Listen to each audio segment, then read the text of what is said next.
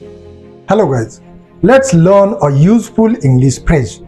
I am counting on you.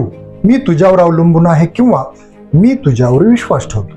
We use this phrase when we rely on someone to do something or when we trust someone to take responsibility.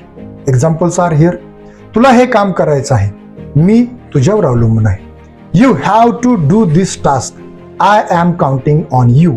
Tu presentation पूर्ण करशील. मी तुझ्यावर विश्वास ठेवतो. You will complete the presentation. I am counting on you. तुला आपल्या टीमची leadership हवी आहे. मी तुझ्यावर अवलंबून आहे. You have to lead our team. I am counting on you. तू प्रोजेक्ट वेळेवर सबमिट करशील. मी तुझ्यावर विश्वास ठेवतो.